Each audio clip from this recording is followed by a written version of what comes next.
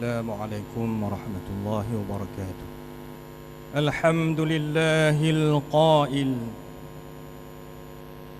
يا أيها الناس كلوا مما في الأرض حلالا طيبا ولا تتبعوا خطوات الشيطان إنه لكم عدو مبين.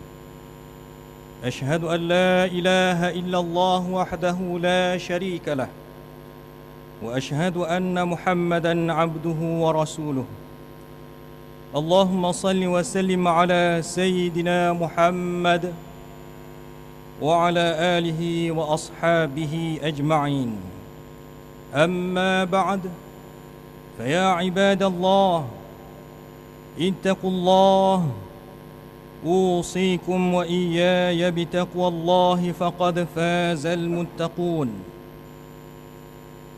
Sidang muslimin yang dirahmati Allah, di kesempatan berada pada hari Jumaat yang mulia ini, saya berpesan kepada diri saya dan kepada sidang Jumaat sekalian, marilah sama-sama kita meningkatkan ketakwaan kita kepada Allah Subhanahu wa Ta'ala dengan bersungguh-sungguh melaksanakan segala perintahnya dan meninggalkan segala larangannya. Mudah-mudahan kita memperolehi keberkatan dan keridaan serta perlindungan Allah Subhanahu wa Ta'ala di dunia dan juga di akhirat. Bersempena dengan World Halal Summit 2015 mulai 30 Mac hingga 4 April 2015 yang dianjurkan oleh Kementerian Perdagangan Antarabangsa dan Industri, mimbar pada hari ini akan menyampaikan khutbah yang bertajuk Halal dalam Kehidupan. Muslimin yang dirahmati Allah, halal berasal dari kalimah Arab yang bermaksud dibenarkan atau dibolehkan oleh hukum syarak. Oleh itu, halal bukan sekadar bermaksud sesuatu makanan atau produk itu boleh dimakan disebabkan tiada larangan oleh hukum syarak. Akan tetapi halal turut meliputi maksud baik, tayyib, yakni bersih, suci, selamat, berkualiti dan tidak memudaratkan. Oleh itu, mimbar yang mulia ini ingin menyatakan bahawa perkataan halal dalam kehidupan membawa maksud yang amat luas mengenai tata cara hidup orang Islam yang menitik beratkan aspek halalan tayyiba, iaitu kesucian, amalan kebersihan dan kehidupan yang sehat serta halal. Sebagai umat Islam, kita wajib memastikan pakaian, barangan yang kita gunakan dan sumber makanan dan minuman adalah halal serta memenuhi panduan pemakanan syariat Islam. Firmanullah Subhanahu wa Ta'ala dalam suratul Baqarah ayat 168, A'udzu billahi minasyaitonir rajim. Ya ayyuhan nasu kulu mimma fil ardi halalan tayyiba ولا تتبعوا خطوات الشيطان إنه لكم عدو مبين.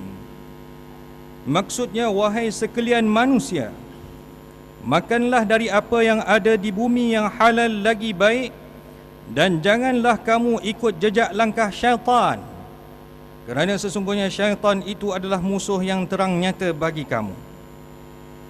Al-Imam Ibn Kathir di dalam kitabnya Tafsir Ibn Kathir menyatakan bahawa perkataan tayyib itu membawa maksud baik, bermanfaat dan elok dari segi tabiat dan syarak.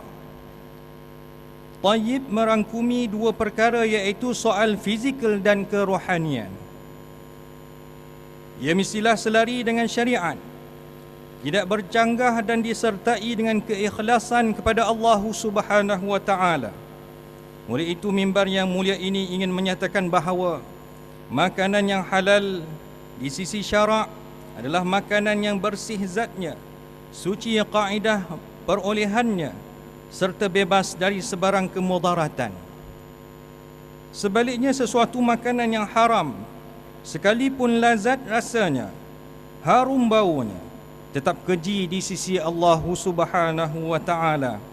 Oleh yang demikian, sebagai seorang Islam, sama ada peniaga, pengusaha halal, individu, hendaklah mengambil kira setiap perkara, sama ada dari segi modal perniagaan, pelaburan, hasil pendapatan, produk makanan dan minuman, barangan yang diniagakan, hendaklah dijauhi dari unsur-unsur yang haram seperti judi, riba, rasuah, pengurangan sukatan, barangan bersumberkan najis dan sebagainya. Oleh kerana itu, agama Islam telah meletakkan garis panduan dalam pemakanan. Makanan yang hendak dimakan, dipilih atau diproses mestilah berasaskan halalan tayyibah. Kita wajib memilih makanan yang halal, yang mempunyai unsur baik sama ada dari sudut kesihatan dan keselamatan, serta menjauhi makanan yang haram, kerana di sebalik perkara yang haram itu terdapatnya bahaya dan kemudaratan. Dalam tafsir Fi Zilalil Quran, Sayyid Qutb menyatakan, sama ada ilmu manusia dapat mengetahui hikmah pengharaman sesuatu perkara atau tidak, namun yang pasti Allah Subhanahu wa taala Maha mengetahui dan amat mengatasi keupayaan kita untuk mengetahui sesuatu perkara. Allah tidak mengharamkan sesuatu kecuali pasti perkara tersebut mempunyai bahaya dan kemudaratannya. Sidang Jumaat yang dirahmati Allah, ajaran Islam amat menitik beratkan persoalan makanan yang halal dan bersih kepada umatnya. Sesuatu makanan yang haram dimasukkan ke dalam tubuh seseorang akan membawa kepada kesan yang mendalam kepada tingkah laku, budi pekerti, kejernihan hati nurani dan penerimaan doa yang dipanjatkan ke hadrat Allah Subhanahu wa taala. Panduan pemakanan di dalam Islam adalah berlandaskan konsep memberi kemudahan, menjaga nyawa, menjamin kesihatan tubuh badan dan akal. Kerana itu, setiap makanan dan minuman yang memberi manfaat kepada tubuh badan dan akal fikiran adalah dibenarkan oleh syarak, manakala yang haram dan memudaratkan fikiran serta badan diharamkan dan ditegah. Firmanullah Subhanahu wa taala dalam suratul Nahl ayat 114 hingga 115. A'udzu billahi minasyaitonir rajim.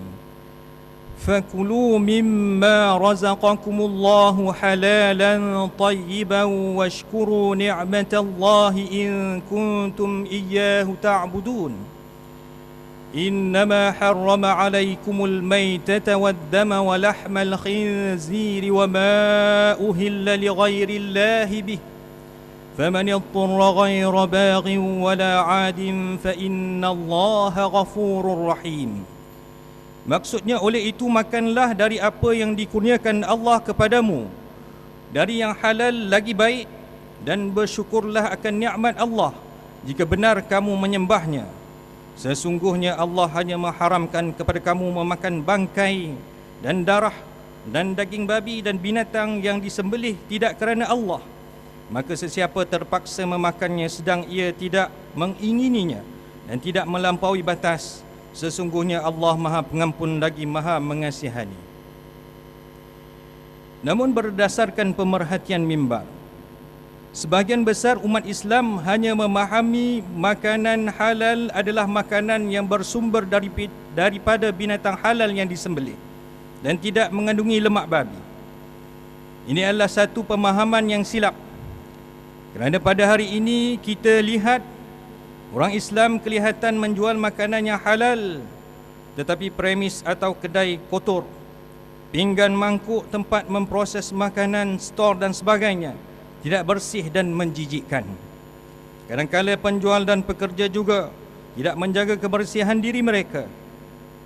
Keadaan ini bercanggah dengan ajaran Islam dan prinsip halalan tayyibah. Kita juga sering mendengar pelbagai isu orang ramai dan pelajar sekolah yang mengalami keracunan makanan, sama ada berlaku di kantin sekolah atau pada majlis kenduri kahwin dan keramaian. Keadaan ini berpunca daripada sikap penjual atau pengguna sendiri yang mengabaikan aspek kebersihan dan keselamatan makanan.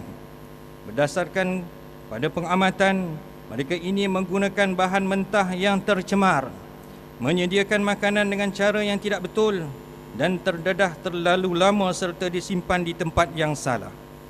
Akibat daripada perbuatan lalai dan tidak bertanggungjawab ini, maka menyebabkan pelbagai perkara berlaku berpunca dari makanan yang tidak selamat dan tidak bersih, seperti sakit perut, muntah-muntah, cirit-birit, demam, dan yang paling mendukacitakan menyebabkan kematian.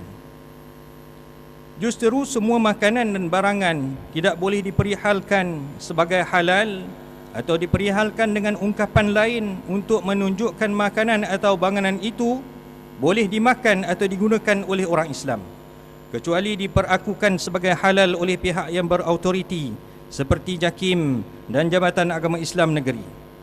Oleh itu, di dalam mengharumi perkembangan semasa di era globalisasi dunia hari ini, negara kita telah memberi tumpuan yang bersungguh-sungguh untuk menjana kepentingan industri halal yang tidak lagi tertumpu pada sektor makanan dan minuman sahaja, tetapi juga sektor lain seperti kosmetik, penjagaan diri, pharmaceutical dan logistik yang mempunyai nilai pasaran 2.3 trilion US dollar. Dalam hal ini, perkara yang halal lagi baik hendaklah menjadi keutamaan kita, manakala yang haram dan tidak baik semestinya dihindari. Kita juga dituntut agar menjauhi barang-barang syubhah yang mengelirukan dan tidak jelas hukumnya. Kita sepatutnya berwaspada supaya tidak mengambil atau mencubanya, melainkan setelah dipastikan kehalalannya dan kebaikannya. Ini kerana pengambilan makanan dan minuman yang syubhah boleh mengheret kepada penggunaan barangan yang haram secara tidak disangka-sangka. Ingatlah pesan Rasulullah sallallahu alaihi wasallam dalam hadis baginda yang diriwayatkan Imam Muslim, talabul halali wajibun ala kulli muslim. Maksudnya mencari yang halal adalah suatu kewajipan ke atas setiap muslim. Muslimin yang dirahmati Allah, berbagai cara boleh kita lakukan untuk memastikan bahawa sumber makanan dan minuman kita itu halal. Antaranya, langkah yang pertama adalah dengan memastikan bahawa makanan tersebut terdapat logo halal yang diiktiraf oleh badan-badan yang berautoriti, seperti logo halal yang dikeluarkan oleh Jabatan Kemajuan Islam Malaysia dan Jabatan serta Majlis Agama Islam Negeri. Langkah yang kedua, kita perlu berwaspada dan melengkapkan diri dengan ilmu pengetahuan tentang amalan kebersihan dan keselamatan makanan. Dan langkah yang ketiga, memastikan rezeki dan makanan adalah bebas daripada unsur syubhah. Perlu diingat bahawa seseorang yang mengamalkan gaya hidup yang mengambil berat aspek rezeki dan pengambilan makanan halal lagi baik, serta menggunakan barangan dan peralatan yang bebas daripada unsur najis, adalah di antara tanda-tanda orang yang beriman.